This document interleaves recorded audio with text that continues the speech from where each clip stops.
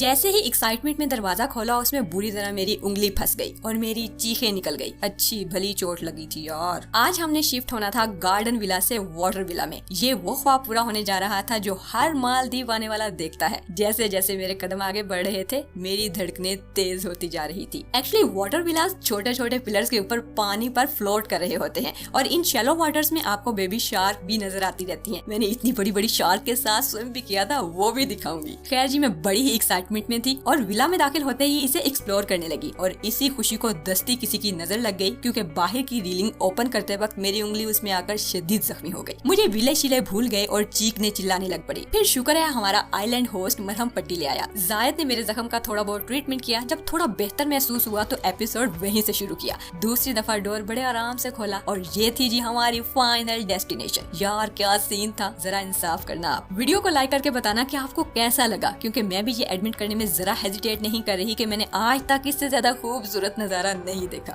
हालांकि मैं पता नहीं कहां कहां सैरें कर चुकी हूँ और उसके बाद फिर जब शाम का मंजर शुरू हुआ उसको लफ्जों में सेंचना नामुमकिन था। यूं लग रहा था जैसे आसमान के पर्दों पर कोई बहुत ही तखयलाती अक्स बन रहे हों और दुनिया भर के शायर सामने बैठकर उस पर शायरी लिख रहे हों। फिर मैंने जायद से कहा, प्लीज आज आखिरी दफा मेरे फोटोज बना दो, फिर चाहे कभी ना बनाना। वो बेचारे अपना एंजॉय छोड़कर फोटोज बनाते रहे। वैसे फोटोज आए बड़े कमाल के थे। खैर उसके बाद रात हो गई और हम डिनर के लिए रेस्टोरेंट पहुंच गए। वहाँ आज अरेबियन थीम था और खाना शाना भी सारा अरेबियन ही होने वाला था। खाना खाकर हम शो में पहुंच गए। वहाँ आज फायर शो था जिसमें जगलर ने काफी करतब दिखाए जो कि बड़े मजे मजे के थे। उसके बाद हम सो गए। सुबह उठे तो हमारे पूल पर एक बहुत ही खूबसूरत सा परिंदा बैठा था और हमारे लिए एक सरप्राइज भी रेडी था और वो था फ्लोटिंग ब्रेकफास्ट। हम इसे देखकर वाकई हैरान हुए क्योंकि आसपास कोई था नहीं और ये पता नहीं कहाँ से आ गया था। मैंने सोचा फिर वक्त बार बार मौके दे रहा है, अब पानी में कूद जाना चाहिए। सो डिसाइड किया कि अब नाश्ता पूल के अंदर ही होगा। बैकी के अंदर बड़े मजे मजे की चीजें थी। खैर इसे पानी के अंदर छोड़ा और खुद भी इसके साथ साथ चलना और खाना पीना शुरू कर दिया। हमारे रिजॉर्ट पर सी प्लेन भी आ जा रहे थे, बादलों से निकलते हुए बहुत खूबसूरत लग रहे थे। खैर हमने बड़े मजे से नाश्ता तनावुल फरमाया। जूस शूस तो पी लिया लेकिन नाश्ता करना पानी के अंदर दुश्वार था। मैंने और जायद ने बैकी पकड़कर बाहर निकाली और सुकून से बैठकर खाना खाया। उसके बाद हमने काफी देर स्विमिंग भी की। ओशन में भी गए लेकिन वहाँ पत्थर पाँव में चुभ रहे थे इसलिए जल्दी बाहर आना पड़ा। यहाँ काफी क्वालिटी टाइम स्पेंड किया और फिर हमारी तीसरी किस्म के विला में शिफ्टिंग का टाइम आ गया और निकल पड़े। वहाँ पहुँचकर कुछ आराम किया। चेंज करने के बाद फिर से बीच पर निकल पड़े क्योंकि फिर से सनसेट का वक्त हो रहा था।